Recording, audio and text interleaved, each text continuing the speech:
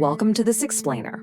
Today we're diving deep into a fascinating analytical report that clinically deconstructs a massive, yet often entirely ignored, vulnerability in modern business structuring. Every single year, millions of businesses are formed, and the vast majority of those owners are unknowingly broadcasting their private physical data to the entire world.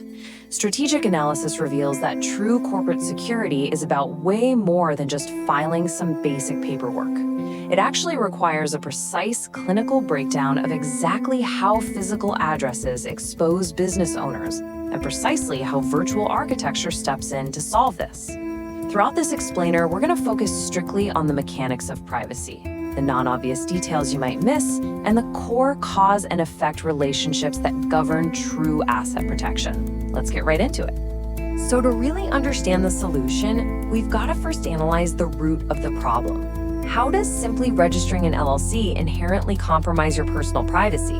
Well, state registries absolutely require a physical address to form a corporate entity. Now, historically, this made sense. It was meant to ensure accountability.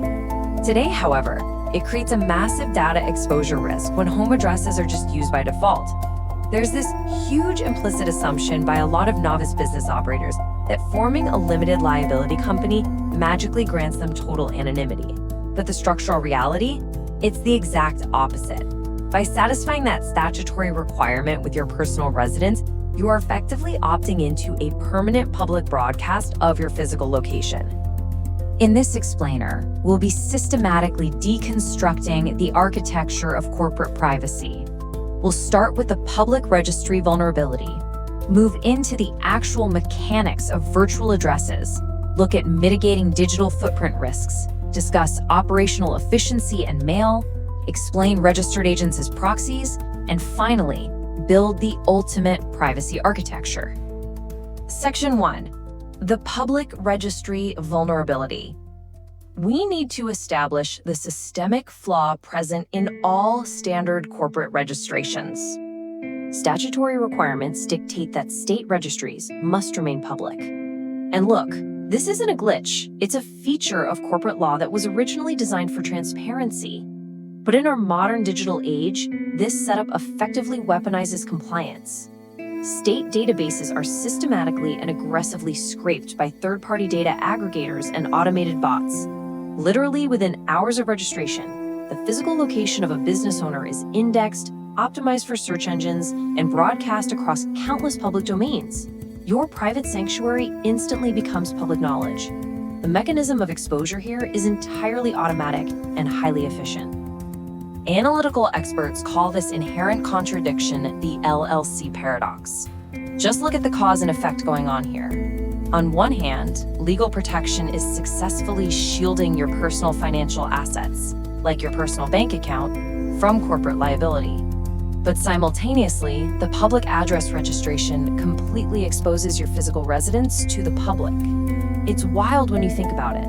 You are legally shielding your bank account, but ironically, stripping away the physical security of your private home. It's a critical operational vulnerability that most people don't even realize they have. Section 2. Mechanics of virtual addresses.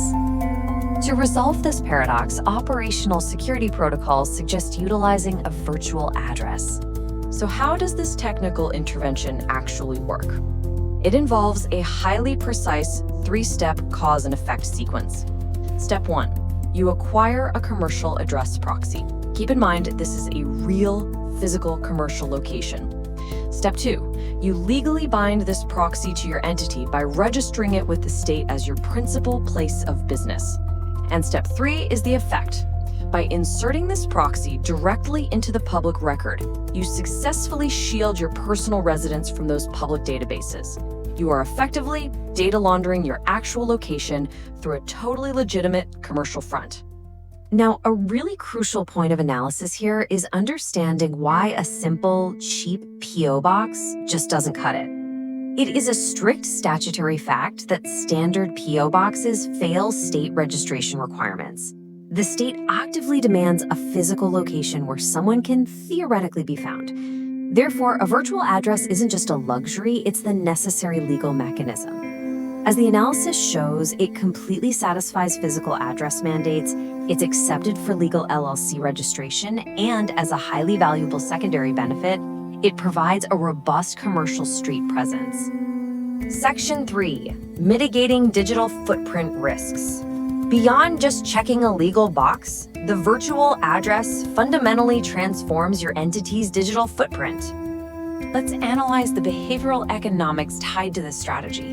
Think about your own habits for a second. When you search for a brand new vendor or business, what do? You look up their address on a digital map, right? Consumers, competitors, and lenders constantly audit corporate legitimacy via digital street views and mapping software. When an entity is searched, the immediate visual feedback heavily dictates trust. If that search reveals a suburban residential neighborhood, the perceived legitimacy of that business drops instantly. The reality is, your digital footprint is intrinsically linked to your physical address. As the analytical reports explicitly point out, a commercial street view establishes immediate operational credibility and mitigates the perception of a vulnerable home-based entity. Utilizing a virtual address entirely replaces that residential image with a sleek professional office building. This instantly elevates how legitimate the entity appears to the public. But from a pure security standpoint, it goes so much further than just looks. It actively deters hostile physical audits or unwanted attention by projecting a hardened, highly commercial exterior. Section 4. Operational efficiency and mail. The operational architecture of a virtual address also introduces some incredible secondary mechanisms of action. By routing your correspondence through a commercial proxy, you introduce a powerful layer of systemic redundancy. Basically, your mail is digitized and parsed the moment it arrives. This creates a highly secure, organized framework that guarantees the immediate, secure forwarding of notices and establishes centralized digital documentation right in the cloud. The core analytical insight here is all about risk mitigation. This system actively prevents critical legal or tax documents from just sitting unopened on a kitchen counter, which, believe it or not, is a surprisingly common and disastrous failure point for disorganized entities. Section 5. Registered agents as proxies. To further insulate the entity, the virtual address must be paired with another key mechanism, the registered agent.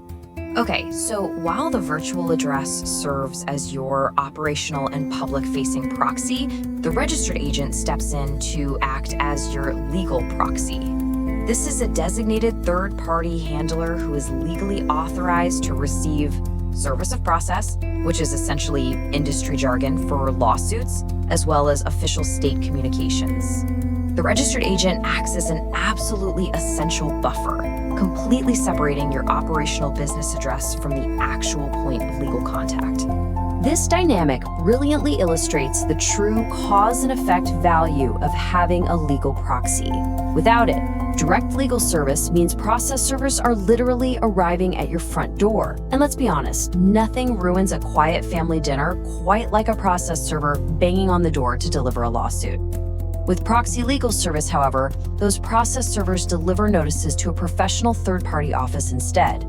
This mechanism guarantees that any sort of legal escalation is handled incredibly discreetly, completely shielding the owner's personal environment from public disruption, embarrassment, and acute stress. Section 6. The ultimate privacy architecture. Now, let's see how all of these elements build into a truly comprehensive system. When these mechanisms are properly stacked, they form an elite, multi-layered shield. This ultimate architecture relies on a strict three-pillar stack. First up, the virtual address acts as the operational proxy for all your public-facing data. Second, the registered agent acts as the legal proxy to catch any hostile inquiries. And third, we introduce the statutory shield by utilizing specific anonymous LLC states. To create a truly robust defensive posture, expert analysis dictates that you absolutely must layer these mechanisms together. By strategically establishing the parent entity in jurisdictions with phenomenally strong anonymity laws, specifically looking at Wyoming, Delaware, Nevada, or New Mexico, the owner's identities are entirely shielded. Unlike almost every other state, these specific jurisdictions simply do not require the disclosure of members or managers on the public registry. This beautifully compounds the effectiveness of your virtual address. Even if someone manages to somehow pierce the operational proxy, they immediately hit a statutory brick wall, where the ownership data simply does not exist on the public record. Now let's look at the actual mechanics of this stack in action. This timeline illustrates the clear cause and effect relationship of the privacy stack during a hostile inquiry. On day 1, a plaintiff initiates a legal notice. On day 2, it hits the registered agent, your legal proxy. By day 3 and 4, the digital systems parse and log the data securely. It actually isn't until day 5 that the private owner is discreetly notified via a secure digital portal. The hostile inquiry is quite literally forced to pass through multiple third-party filters, often thousands of miles away from the private owner's actual physical location. And here's where it gets really interesting. This architecture extends way beyond just the corporate entity itself. Strategic analysis dictates that your high-value assets must also be scrummed. By titling vehicles and purchasing real estate directly under the LLC, the virtual address ensures that the owner's personal name remains completely wiped from public asset databases. So a DMV search or a county property record search will only reflect the business name and the virtual address. This totally severs the link between the high-value asset and the individual's physical residence. When analyzing the cost-to-benefit ratio of this structural intervention, the data is just striking. The annual maintenance cost for a standard virtual address proxy is typically less than $200. From a purely analytical perspective, this presents a massively asymmetrical return on investment for operational security. For a truly nominal fee, you are acquiring a highly sophisticated data laundering mechanism and a physical barrier. So we have systematically deconstructed these severe vulnerabilities of public registries, and we've explored the structural solutions that are readily available.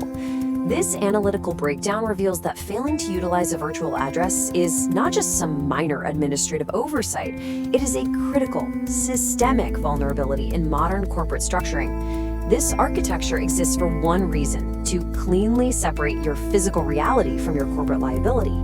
So the final question you really have to ask yourself after reviewing this data is this: given how profoundly and, quite frankly, affordably you can mitigate this data exposure, why would you ever choose to leave your home and assets exposed on the public grid? Audit your own structural footprint today.